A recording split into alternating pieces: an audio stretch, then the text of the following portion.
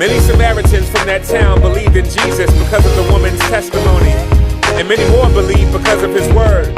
They said to the woman, "It is no longer because of what you said that we believe, for we have heard for ourselves, and we know that this is indeed the Savior of the world."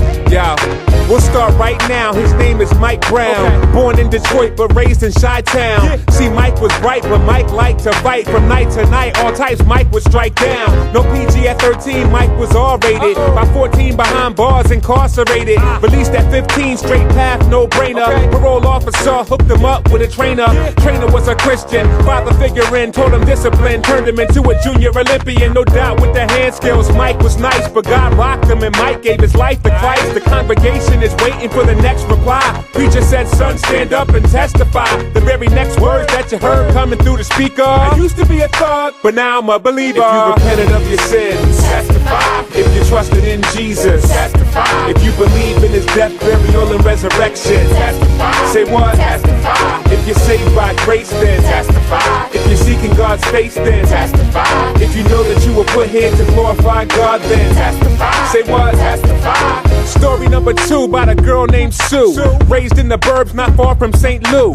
Sue's intelligence was prodigious. She wasn't religious. In fact, she thought Christians were all superstitious. She thought the arguments were inconsistent, didn't find them convincing. Full-paid scholarship to Princeton. Freshman year, she had a roommate named Kristen. In God's providence, Kristen was a Christian. She gave Sue a copy of Mere Christianity. Through reading it, Sue got convicted of a vanity when she discovered the love of Christian sisters and brothers for each other. When the Lord grabbed a hold of her, the congregation is waiting for the next reply. Preacher said, "Sis, stand up and testify."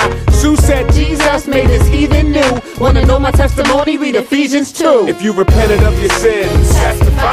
If you trusted in Jesus, testify. If you believe in his death, burial, and resurrection, testify. Say what? Testify. If you're saved by grace, then testify. If you're seeking God's face, then testify. If you know that you were put here to glorify God, then testify. Say what? Testify. Yeah. Story number 3, we'll call her CC. Okay. Raised in Maryland, not far from DC. She got a lot to cherish, thanks God she's not embarrassed about her parents because they had a rock-solid marriage.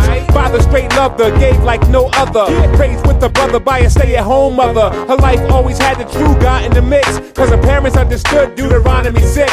She was raised in the fear of the Lord, amazing grace appeared, and she was saved at the mere age of 4. A true clear conviction, the oldest replaced. She's a fruit-bearing Christian who's growing in grace. The congregation is waiting for the next reply. Preacher said, "Sis, stand up and testify." CC said, "I ain't got no horror story. God saved me in my youth, I give him all the glory." If you repented of your sins, testify.